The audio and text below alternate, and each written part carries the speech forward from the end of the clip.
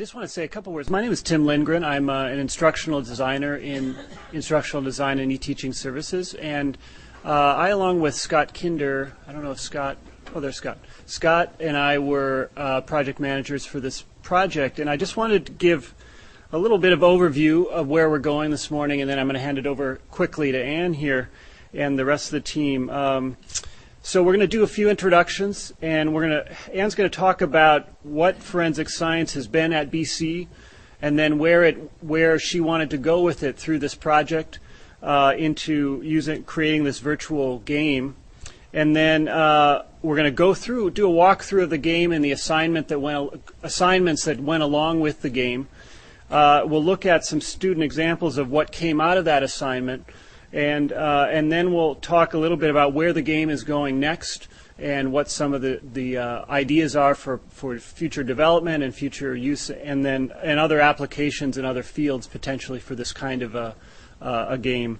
And then we'll open it up for questions. So the team was obviously Ann Burgess in the Connell School of Nursing. And her husband, Alan, was a consultant and worked very closely with the developer on the project. And Sarah Gregorian was also from the Connell School of Nursing and was a consultant and helped manage the project as well. And Andrew Richardson is the developer of the game, and he obviously was a big part of this and made things happen on a technical level. And he put up with a lot of our brainstorming and all the wild ideas we had throughout the project, and was flexible enough to kind of accommodate all our ideas and also get us to an actual product. And then again, I'm Tim Lindgren, and Scott Kinder were project managers. So that's the team. I want to hand it over to Ann now to talk about the actual game. Thanks, Tim. Let me tell you a little bit about the development of this and how the idea started. In 2001, when I returned to Boston College, we began a series of forensic programs. And and by 2005, Mike Piatelli, he's going to be here, I hope, later, who is the director of the undergraduate biology lab, wanted to do a forensic module in his biology undergrad course. And so he talked with me about it, and I worked with him a little bit on it. And we began to work together on this because the next semester he wanted to do an 8-hour module because students enjoyed it so much and really learned a lot. With that, we thought, well, maybe we should try to do a TAM grant, which is, of course, for those of you here at BC, is a way that you can do, it's a teaching and mentoring type of grant, and we were able to be successful in obtaining that and developed a forensic science lab where the students, some of the students that took the forensic science course, the lecture course, and who wanted to try out some of the actual activities were able to go over to the lab. We had a lab in the biology department, and they practiced it. That then left, and we did it on a shoestring budget. We did all of the equipment that you needed with $200, which I think we were pretty proud of. Right? So it shows you can do this without a huge amount of money. And this just gives you an idea what the curriculum was in the lab, and that the crime scene photography was really made easier because most of the students had cell phones, so that we didn't have to go out and buy the throwaway cameras. They could use their own cell phone because they had to take pictures of the crime scene. All of these were going to be crime scenes, and we did a different type of crime analysis each week. We did evidence collection, as you can imagine, hair and fibers, tool marks, shoe prints, glass, soil, fingerprints, ballistics, blood spatter, and DNA, which Mike did, and bite marks. So all of the students all had experience doing that in the lab. So then the next point became, and that just gives you I'll turn it to Alan, because he was the instructor at this, and this is the mannequin he had to work with. So yeah, what we had to do was to create crime scenes. So before the lab class, I would spend about 30 minutes creating the crime scene. The biggest problem was not getting the lab dirty. So we would take vinyl tablecloths and put it up in the spatter blood, which we came with a nice mixture of strawberry milk and red food coloring. It had that nice consistency, and we splattered it all around, and then the students would come in and take a picture. As you can see, it's somewhat limited what you can do with a mannequin. And again, here's another shot of that thing, and this time his hand's not tied. And then last here is a student taking pictures of the shoes and the evidence in the lab, so we were kind of constrained. And with the advent of CSI on TV and how fast they were going, this seemed to be somewhat inadequate really to get across what we wanted to do. So in talking with Ann, we thought maybe we should come up with a virtual lab.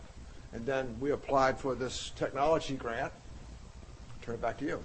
Okay, the ATIG, which we had to describe what we wanted to do and so forth, and we were, again, successful in receiving funds to do this. And so we set out. And what we wanted to do is to take the actual crime. I do a lot of expert testimony in crimes, and so I always would get the crime scenes.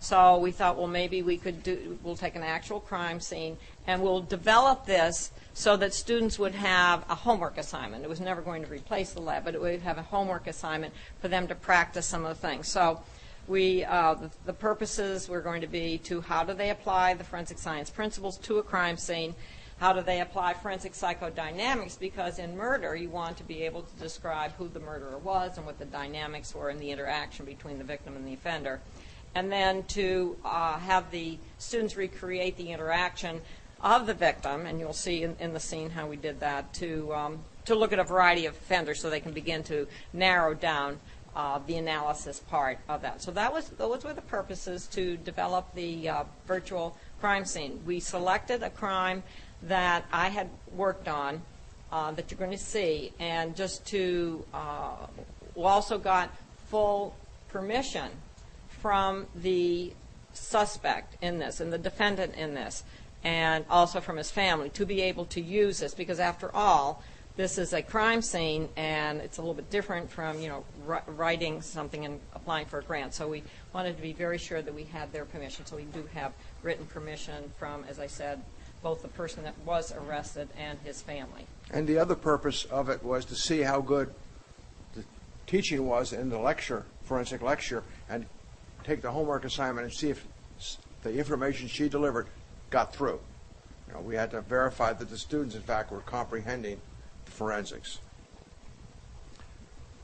Okay. So we got this, what we got together, we said, okay, let's see what we're going to do.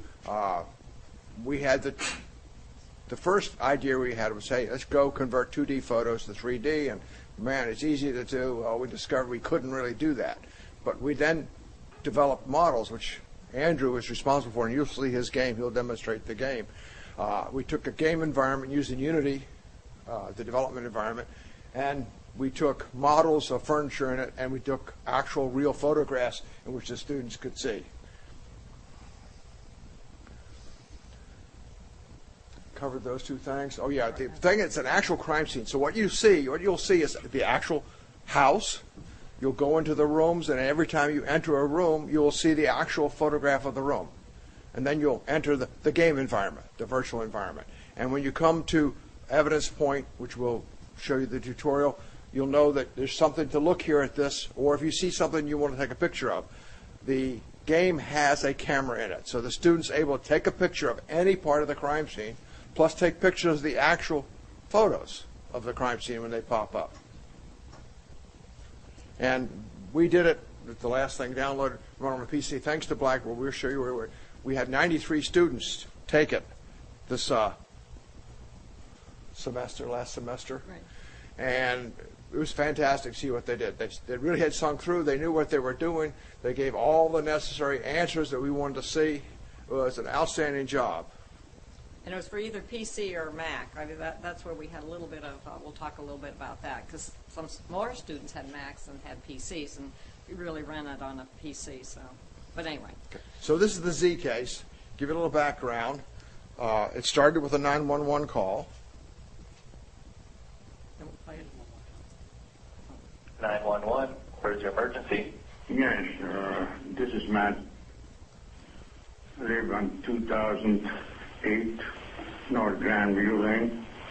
Okay, the phone number you're calling from? 223-2049. Then what's the problem to me exactly what happened?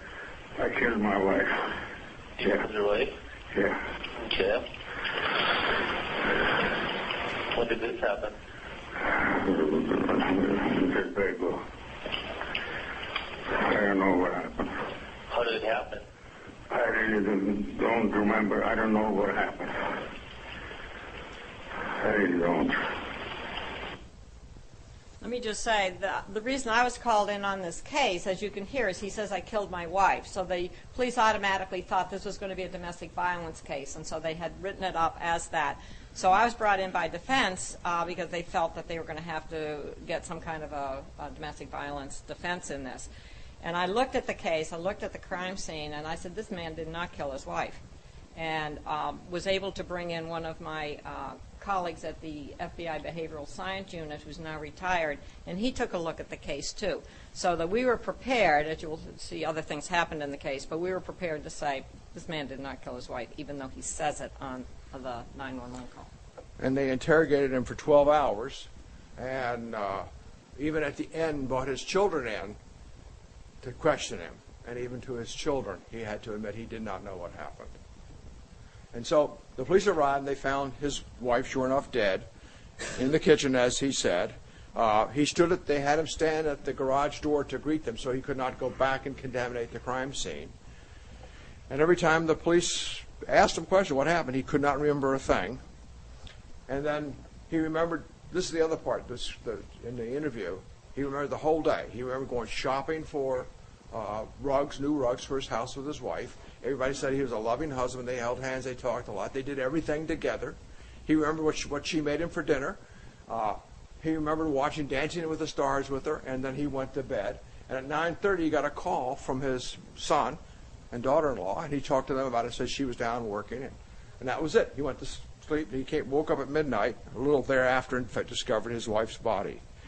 And being somewhat of a logical man, all the windows and all the doors were locked. So, hey, no one got in.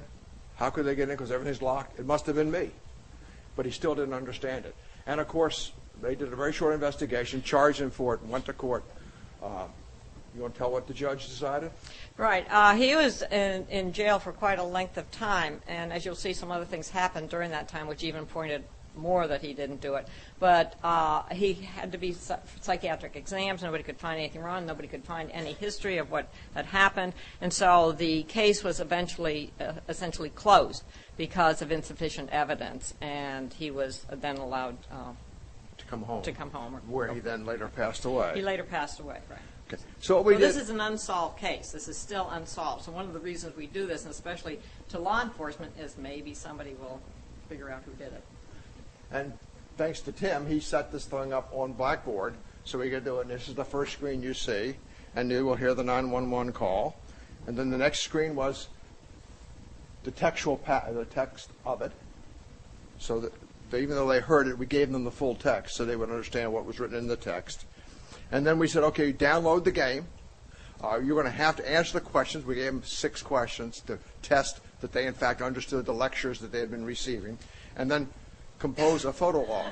The game has a feature, which I said earlier, the camera. The camera takes pictures and puts it in a file with the student's name, the name they log on with. So if they log on as John Doe, it's going to be his John Doe folder. And also into that folder, we put the end results. And the end results will say how many rooms they went to, how many evidence points did they see, and how many photographs they took. And then they're to take those photographs and prepare a PowerPoint for us. And the variety of PowerPoints we got was quite intriguing as well. And like Tim said, you'll see a sample of it at the end. Here was the Blackboard thing. Download the game, read the task list, submit your PowerPoint to me, and I'll come back to you with comments. And 93 of them did, which surprised me. So I had 93 student PowerPoints to evaluate. So I spent many an evening looking at PowerPoints and seeing the same pictures over and over and over.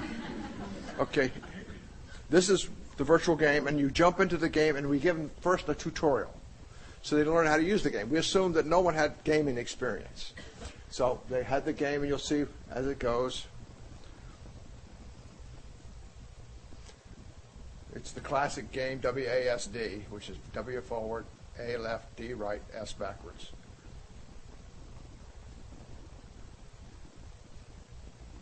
And after the tutorial, all the students were able to run the game. There's the inspection point with the circle. The cursor goes to a circle. And you get the real picture of the Mona Lisa. Take a photo. And And that's the camera clicking. We added all the animation to it.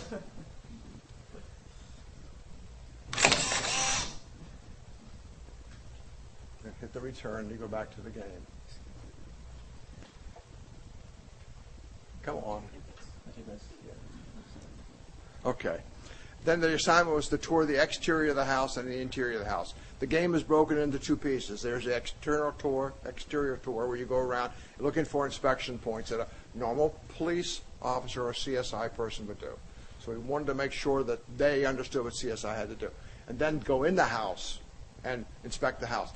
Not only just go see the body and see the gore, I must warn you, the actual crime scene photos are pretty bloody.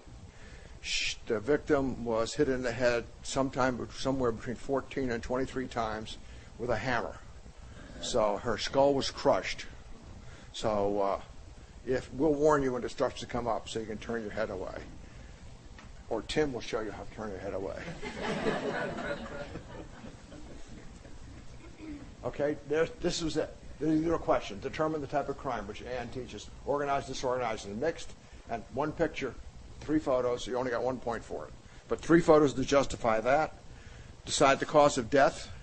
The picture, it was so gory in a sense, one student thought she was shot. So the skull was crushed so bad. And then what weapon was used, they had to go and find out if the weapon was used. And they had to search the house for a weapon. So if it was a weapon of opportunity, it means the offender picked the weapon up at the site and then used it, or he brought it to the scene. So all these things are taught in Ann's class. Where was the weapon found? Use the CCM to determine how would you classify this crime, and then identify a suspect. And then we asked the students in the game if you thought the suspect was the spouse, he was upstairs in the upstairs bedroom, how would he have to come down the steps, go by her in the kitchen, go down to the basement, get the weapon, come back upstairs, kill her, go back down the basement, clean up everything, wash his clothes, because you'll see the blood spatter patterns, which again Ann teaches. He would have been covered with blood. When they came there, they found 1 bloody T-shirt with 3 blood drops on it. Could not find any bloody shoes. They did find a hammer all washed up, and they did find a laundry tub, which had blood stains in it. So they did, in fact, have that information. But again, they had to support and then here's the game. This is Andrew. He's the game developer. He headed the whole development effort for this. And when you see what he did for as little money as BC gave him. And the worst thing is that he had to look at all these photos over and over. Over and over and over and over. I never again. got used to it. All right. I'll bring you through a little tour of the game here. This is the non-disclosure agreement screen. It's pretty exciting. We'll just skip right through. This is where you can obviously choose between the tutorial and whatnot. This is where the student will enter their name. This will decide what folder all their things go in. My name is not John Smith, so we're going to type my name in here. Brings you into a little office where you can select the cases. We're going to continue with the Z case. Ann has presented Andrew with a number of cases, so he's seen a lot of gore, not only this but other cases. But we're showing you this case because this is the one the students took. So we have a basic overview of the case, what the student should do, the victim, and the basic just general details. We'll just go right here and boot up the game. All right, so this is the start of the game. This is pretty much where the police started out, is at the foot of the driveway. So what we're going to do is we're going to go right into the house and check out the murder scene.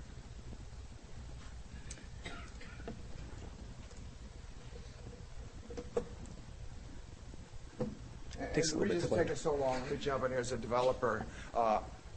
Because the case has so much data in it, we had to break it into 2 parts. The interior is one part of the game, and the exterior is the other part of the game. All right, so as soon as you walk in, you get basically a photo of the actual garage. This is a panoramic stitched together from crime scene photos. So it kind of gives the student a general idea of what's going on in the actual scene. So it doesn't look exactly like that, but I tried. So you can go through and you can inspect the license plates of the car, of the various cars and whatnot. Go through, whoops. Check the cabinet. I'm gonna go inside. All right, this is the entrance photo for this room, as if you were to walk through the store yourself. As you can see, there's the bodies up there at the top of the stairs. So we'll walk over there. I have a nice computer.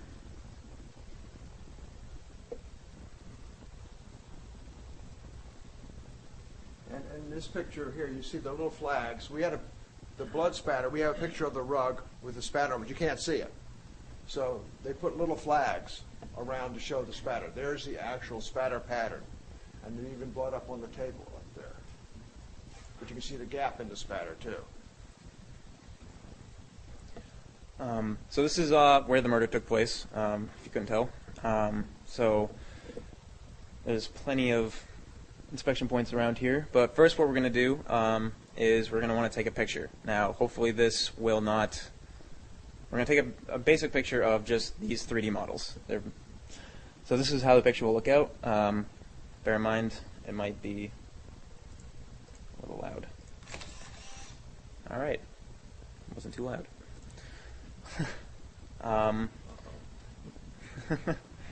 So we're going to inspect around first.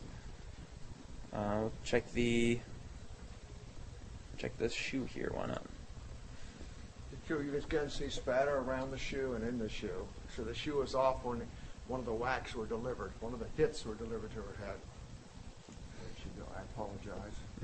I'm not supposed to use that word. You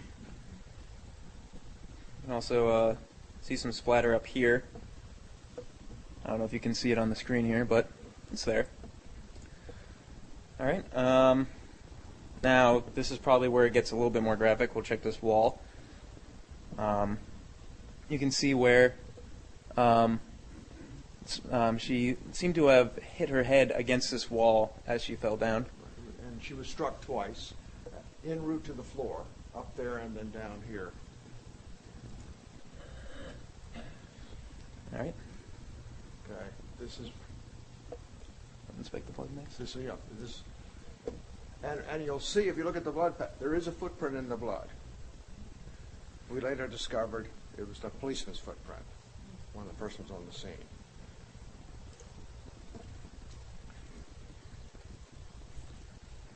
Okay, now this one, turn your head away. This is the one with the shot of her head. You want the face or the back of the head? Just that shot right there. That's the back of the head.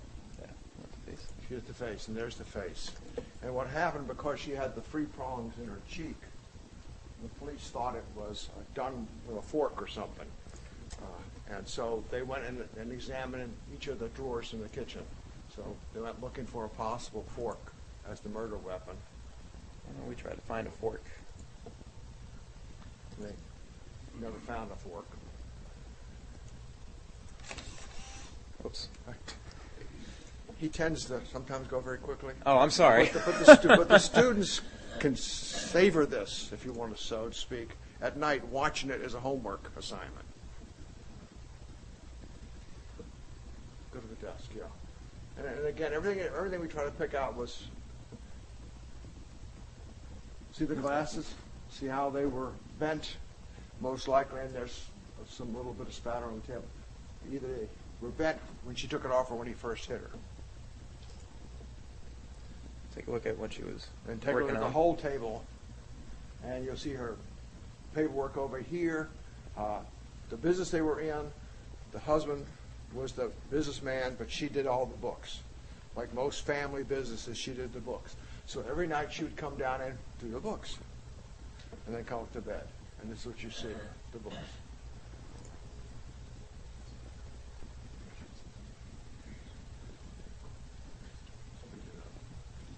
Okay, so now we're asking the students, you got this seat, now go do a tour of the rest of the house. Go upstairs. Go upstairs to verify that the husband's story was he was in bed. So very quickly, the student can go into the master bedroom, can look at the bed, bingo. Only one side was slept on, the other side had not been slept on. So it kind of confirms his story that he was sleeping. And then go down to the hall. And in the course of the investigation by police, the police never opened this closet door. There's a safe in the closet, and bingo, it was open. And only she knew the combination. Okay, now can we go outside real quick? Mm-hmm. Speed is up a little bit. Can't run any faster. Yeah, I can't. I made him slow the game down. Oh, stop right there. Oh, right here. As you can see, again, the students had to spot all this evidence. And here's blood. It was delivered to the wall wet. So it was put up there when whoever the offender was went to the garage door to check. And it had dried in spot. And up here to the right, okay, up here to the right, you can see 3 more blood spatters along the wall as you're coming down.